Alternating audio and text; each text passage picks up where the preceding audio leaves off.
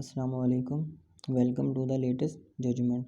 इस चैनल के थ्रू मैं आपसे एपेक्स कोड की लेटेस्ट जजमेंट शेयर करूंगा और लॉ रिलेटेड मटेरियल शेयर करूंगा।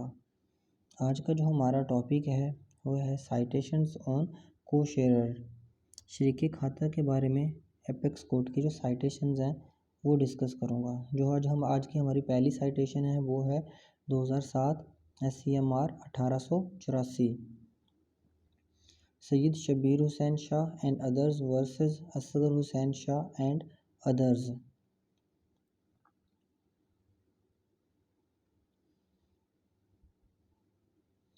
इस साइटेशन में एपेक्स कोड ने को शेयरर के बारे में डिटेल डिस्कस किया था।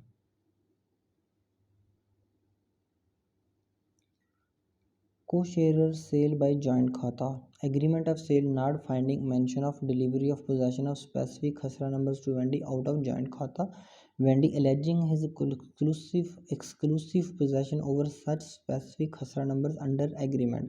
इसमें जो एपेक्स कोड के सामने इशू था वो ये था कि मायदा बे में किसी भी तरह का स्पेसिफिक खसरा का जॉइंट मुश्तरका खाता के किसी भी स्पेसिफिक खसरा नंबर का कब्ज़ा डिलीवर नहीं किया गया था, लेकिन जो परचेज़र था उसकी एलेज ये थी कि उसके पास मखसूस खसरा नंबर का कब्ज़ा है उस एग्रीमेंट के तहत। वैलिडिटी थी व्हेन एपेक्स कोड ने डिसाइड किया था when property was joint and unpartitioned then fact of such exclusive possession of vendee could not be believed. जब तक प्रॉपर्टी मुश्तरका है और उसकी कोई तकसीम वगैरह नहीं हुई तब तक वेंडी के इस फैक्ट को कि उसको एक्सक्लूसिव पोजेशन दी गई थी उस पर यकीन नहीं किया जा सकता। Every co owner co sharer would be consider to be in possession of each inch of unpartitioned land.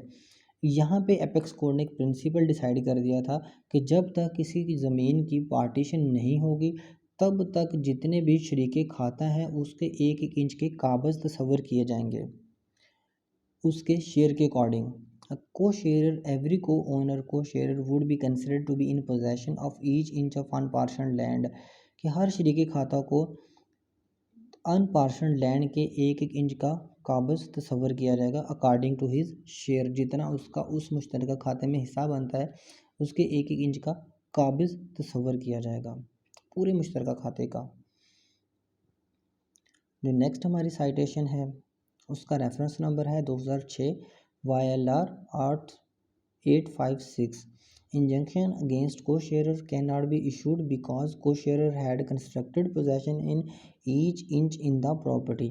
इस प्रोपोजिशन में भी सेम पिछली वाली प्रोपोजिशन डिस्कस की गई है। इसमें जो मेन चीज़ डिस्कस की गई है वो इंजंक्शन के बारे में बताया गया कि हुक्म इम्तनाई जो है वो को शेयरर के ख़िलाफ़ इशू नहीं किया जाता। उसकी जो रीज़न बताई गई थी वो रीज़न वही थी क्योंकि शरीके खाता जो होता है वो पूरे मुश्तरका खाते के एक एक इंच का कागज़ तस्वर किया जाता है मुश्तरका खाते में से।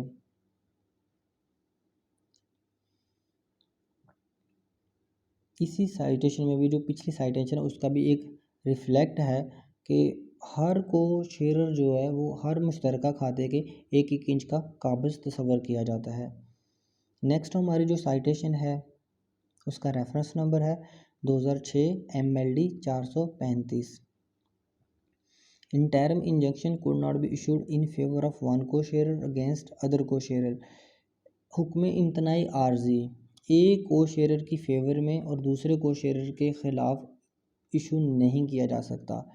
मीन हुक्म इम्तनाई जो आर्जी है वो एक को शेयरर को दूसरे को शेयरर के ख़िलाफ़ इशू नहीं किया जा सकता। इसमें भी एक जो प्रोपोजिशन है वो भी सेम पिछली की तरह है कि all the constructions made by the one co sharer would be at his own risk and reward. इसमें जो प्रोपोजिशन डिस्कस की गई थी कि एक को शेयरर के ख़िलाफ़ एक को शेयरर को दूसरे को शेयरर के ख़िलाफ़ हुक्म इम्तनाई आर्जी जारी नहीं किया जा। इसका भी वही रीज़न है क्योंकि हर को शेयरर को मुश्तरका खाते में से एक एक इंच का कागज़ तस्वर किया जाता है। अगर एक को शेयरर वहाँ पे कोई कंस्ट्रक्शन वगैरह करता है तो अपने रिस्क एंड रिवार्ड पे करेगा। नेक्स्ट हमारी जो साइटेशन है उसका रेफरेंस नंबर है 2006 MLD 442। Co-sharer may protect his possession by way of injunction till regular partition। को शेयरर जो होता है वो अपने कब्ज़ा को प्रोटेक्ट कर सकता है हुक्म इम्तनाई के ज़रिए। पिछली साइटेशन में हमने देखा था कि एक को शेयरर दूसरे को शेयरर के ख़िलाफ़ हुक्म इम्तनाई नहीं ले सकता अगर उस को शेयरर जो एक स्पेसिफिक पोर्शन पे अगर काबज़ है, उसके अगर कब्ज़े में कोई मुदाखलत कर रहा है, इस सूरत में वो एपेक्स कोर्ट से या सिविल कोर्ट से जो है वो इंजंक्शन ले सकता है अनटिल जब तक उसकी पार्टीशन नहीं हो जाती। नेक्स्ट हमारी साइटेशन है जिसका रेफरेंस नंबर है 2008 YLR 420। Co sharer in possession over joint property could not dispossessed except through regular partition.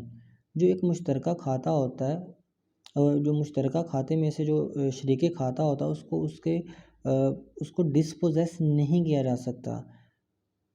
अगर किया जा सकता है उसकी एक्सेप्शन ये बताई गई है कि उसको रेगुलर पार्टीशन में जाना पड़ेगा। अगर कोई बंदा वही मखसूस नंबर क्लेम करता है तो उसको पार्टीशन में जाना पड़ेगा उस मखसूस नंबर को लेने के लिए। इस प्रोपोजिशन में ये डिस्कस किया गया था कि एक शरीकी खाता को मुश्तरका खाते में से डिस्पोजेस नहीं किया जा सकता।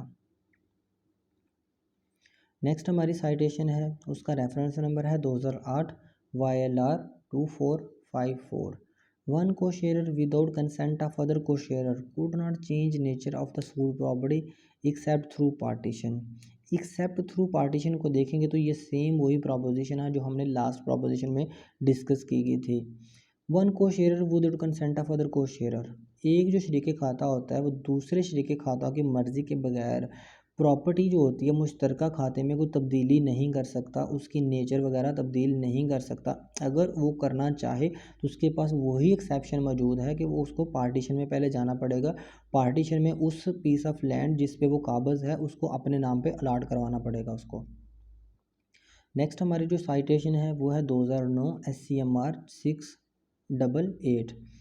Co-sharer was dispossessed. He may recover possession by filing suit under Section 9 of Specific Relief Act or suit for partition।